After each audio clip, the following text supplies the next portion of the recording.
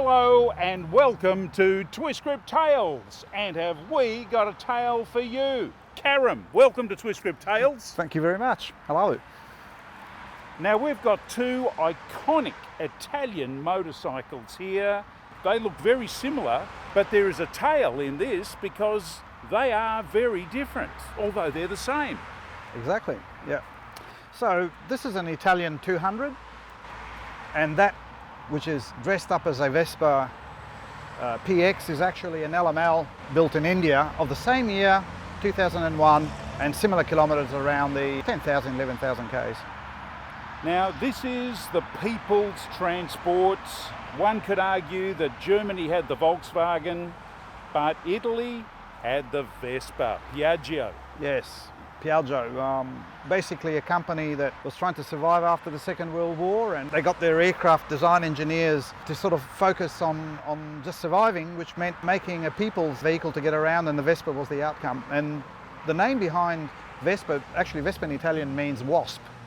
And Rinaldo Piaggio, when he walked on the floor and saw the first prototype, he goes, "Oh, it looks like a wasp," and hence the name Vespa.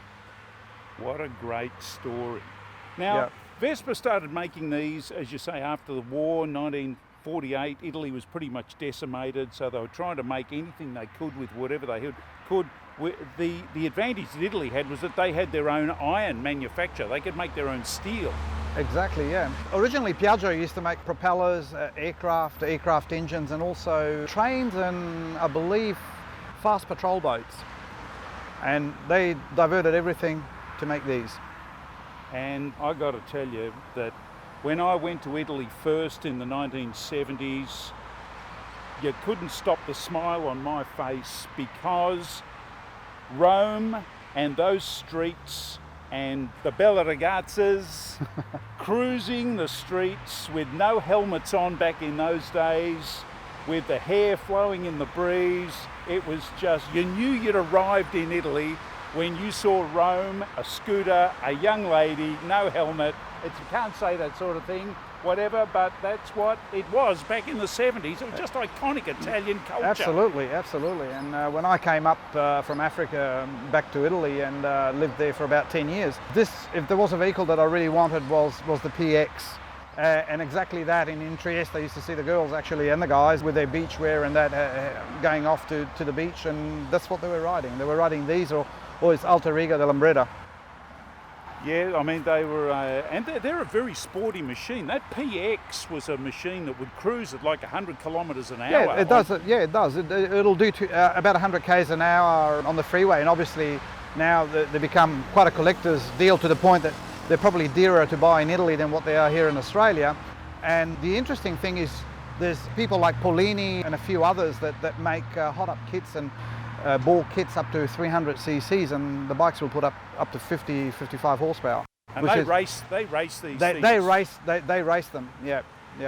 So I know back in the 50s and 60s there were motor scooters that were stripped down in the 125 class and raced at Bathurst here on the mountain and around some of the circuit races, and they did very, very well. They were a very sporty machine, even with the small wheels, very ungained. They stripped all the bodywork off them, yeah, and just had that great big stiff tubing that ran through from front to back. I think it might have been the Lambretta. These are the monocoque, and actually the frames are so light that once you've taken out the front fork and the engine, you can basically pick up the whole frame with one hand, and hence the weight distribution is quite ungainly. It takes a little bit to get used to riding them compared to a conventional bike. But one of the things you can... All the weight's over the back wheel. Over the back wheel. But if you start putting Conti twists or Schwabel tyres on them, which are a contour tyre, the handling, it becomes a completely different bike. You can actually throw them and lean them down quite substantially and lean over the front to bias that. And if you know how to ride them, they go. They do. Yeah. So this is a 200cc? This is a 200cc Italian bike made in Italy, an Australian import. And this one actually is an LML, which is an Indian manufacturer that makes basically the same, a copy of it. It's built under license from Piaggio. You'd struggle to pick them apart because cosmetically this one has been done up to look like a Vespa PX. But there are a few little details. One, if you compare the front rims, they're different shaped hubs actually. One's spoked and the other one's an older style 1970s type. But what they've done is they still put a disc on it. They managed to fit a disc on it on the other side, so they share the same Grimeco Italian manufactured brakes. Obviously the castings of the engines are one's Italian, one's Indian. Parts are interchangeable? Not 100%. Some parts are just two-way interchangeable, but obviously the put together of the engines of the Piaggio Italian one is much better, the much closer tolerances. You don't have bearing walk or shift with inside the crankcases like you have with some of the Indian ones, which have much larger manufacturing tolerances, and possibly also their machinery might be much older as well. But otherwise, now design-wise, these are really magnificent exercises in design, because, as you say, they're a monocoque chassis, which is a bit like a Spitfire aeroplane, and well, all modern cars are built the same way. Is it similar way? And this all started back in the 1940s. Very, very, taking a lead from aircraft and boat design manufacture. Yeah, and if you look at the front suspension, it's actually inspired by an aircraft suspension system. Because this is single-sided. Exactly. It's leading link, which means you don't have the problem with braking and diving. It keeps the suspension full travel while you're braking, which is what everyone is trying to achieve. You can't get that with an upside-down fork or a right-way up fork. It's single-sided, which means that there's only one side. So that means that if you get a flat tyre, these carry in these side nodules is a spare wheel. Exactly. And you can just take, what's that, 1, 2, 3, 4, 5 bolts off. Five nuts and swap the rim tyre assembly, which is split very similar to an aircraft rim.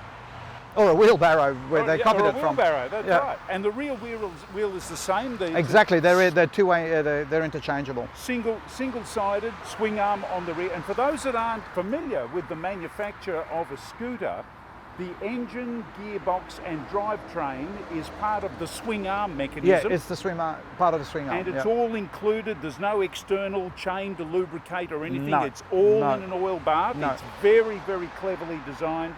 It's a two-stroke motor. Now, is this a pre-mixed two-stroke or is it an oil injection? Well, this actually just uses a little pump that based on throttle angle, it'll distribute enough oil at 2% throughout this whole range. So you put oil in one little tank, one little tank, which is here, yeah. And there's the low-level indicator, which is a visual indicator, and then you just have premium fuel. Simple. That is very... But what you can do is you can remove the pump and just mix the two-stroke directly into the oil, and it'll just operate like the older style Vespas. Actually, an insurance is, if you're going down extended descents from mountainous regions and hills, it's always good to throw a little bit of oil in, because when you close the throttle, very little oil is actually passed into the engine. So just to protect the engine, maybe 1% into the oil might be an idea. And that oil lubricates the big end, the big end and the piston. Yeah, that's right. And so it needs a little bit of lubrication. Yeah. And so we've got, now these are 3-speed, 4-speed. 4 speeds. 4 speeds. That's very, very modern. Yeah. And the gear shift pedal is down here on the handlebar. Handlebar shift. And it's a direct indication, because if you've got it set up correctly, it has to be rigged correctly. If you're in first gear, well, it shows number 1, and if you're in second gear, you're number 2, and obviously there's a neutral, which is just a dot. So there's no lights to indicate that you're in neutral. So it's not an automatic gearbox. No, it's not. Got the clutch lever. It's got a clutch lever. So you get all the control of a motorbike. Yep. But your feet, you only have to worry about the rear brake. Yeah, the foot brake. Just like on a car. Yep. And afforded all of the protection that you could want on any of those days. Does it ever rain in Italy? I don't think I've ever experienced rain. I've experienced snow in Italy. It does. And you wouldn't want to ride this in the snow for obvious reasons. But you get protection. You get protection. You light a fire at the front here. No, we won't go there. So these are the speedos here. We've got 120 kilometres an hour. That's probably about right to manage it. What's the other one running? 120. 120, about the same. And it's got a fuel gauge up here as well. Yep. And the other lights we've got a low fuel light, we've got a turning indicator, high beam and blinkers. And similar arrangement over here, so Yeah. it's all very good. It's got disc brake on the front, 2000 technology, 2001. Yeah, probably a little bit earlier than that, maybe about three or 4 years earlier than that, perhaps. Because this PX, I think the first of the PXs might have, I might be wrong, might have come out in late 70s, around 75, 76. When I got to Italy, I saw them already on the road, so maybe a couple of years prior to that. Now, Karim, you were saying that this bike is an Australian import, so Yeah. this was Australian delivery, yeah. Yeah, you bought this one Second hand. I bought that one second hand.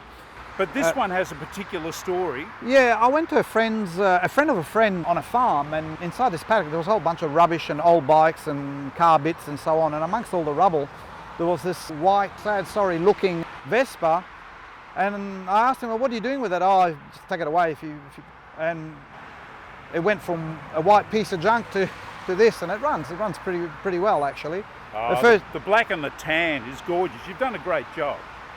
Yeah, well, this actually emulates a particular configuration that was sold in the sometime in late 80s, early 90s, late 90s, 2001, 2002. The last of the ones that came out in a two-stroke, because after the Euro laws, two-strokes above a certain size had been culled from production. But the two-strokes persist because a guy from Western Australia called Ralph Sarich invented two-stroke direct injection mechanisms, and Piaggio is one of those companies that took that on board. It's used by outboard motor manufacturers, and Piaggio persist with the two-stroke.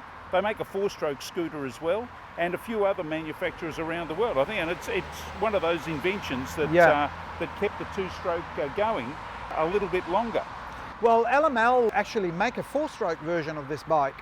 So basically the frame it looks exactly the same at first looks, but once you pull the side covers off, the cowlings off, the frame is substantially different because of the four-stroke being a bigger engine. And that's how they've been able to keep on selling this shape in Italy to this day, in a four-stroke configuration. Yeah, because the two-stroke is a very simple two-stroke mechanism. It's a piston port. Actually, this is rotary valve. This is Wow. a rotary valve, so the counterweight of the crankshaft covers and uncovers the inlet port. That is a very racy two-stroke mechanism. Yeah, and obviously the people that do hot them up, they bypass the rotary valve function and go directly to the porting in the. When they go reed valve. Yeah. When they go to 300, because of the power and what they're trying to get out of it, they go away from the rotary valve, which probably has some limitations. Yeah. Well, and so rescued from the tip. From the tip. Yeah. And what a magnificent restoration you've done here, Karim. And this one, of course. This one hasn't been touched. It's just been dropped and scratched, and apart from the cowlings being repainted, it's still in the frame is in its original colour. Just as the factory shipped it. Yeah, pretty much. And that is a wonderful thing. And there is something iconic. They're such an easy bike to live with, easy to put on the stand. Yep. Easy to start. Are these electric start? They are electric start, but both the batteries are flat, so you can always default to the kickstarter. Kickstart? Yeah. And they're just such an easy machine to Absolutely. live with. Easy to park, easy to ride. They carry shopping. You've got a glove box on them as well. Yeah, you've got a place where to hang your bags right here. Shopping. Yeah, you're shopping. Shopping bags. And you've got your glove box. If you're from Naples, to put your Beretta in there. Or Calabria. Or Calabria, to put your Beretta in there. What was I going to say? That there's a lass actually that has been riding these with one of the clubs, and she's got over 60,000 Ks on her two-stroke, and the engine's never been opened. If they're well lubricated, if you and know how to care for them, and you don't wring their neck, and you just ride them normally around, they're a very reliable machine. I mean, this thing here has been sitting for months and months and months, and a couple of kicks of the starter, not even using the battery, because the battery obviously is flat, but a couple of kicks of the starter, and she fired up and just let it clear out the oil that's deposited inside the crankcase, and once it's cleared out, just go. And I think that really goes to the heart of the fundamental design. Yep. It's an all-oil bath, easy maintenance. Give it an oil change once a year or every second year. You put new engine oil in it that pumps into the engine with the pump. And such an easy bike. It's even got a rear plastic bumper on the back of the bike. It's both of them have. Yeah. Yeah. That's fantastic. This is a great story for an iconic brand. Worldwide, the scooter, the Chinese are doing so many copies of them because they're just so easy to live with. Yeah. So, thank you, Karim, for Lovely, sharing your story. lovely to have spoken to you. The restoration, the original factory job, made in Indonesia, made in Italy. It doesn't come any better than that. Thank you for watching Twist Grip Tales. And don't forget to like, subscribe and comment. And if you've got a tale, don't forget to tell us. Good on you, Karim. Cheers. Beautiful bikes. Probably already cold.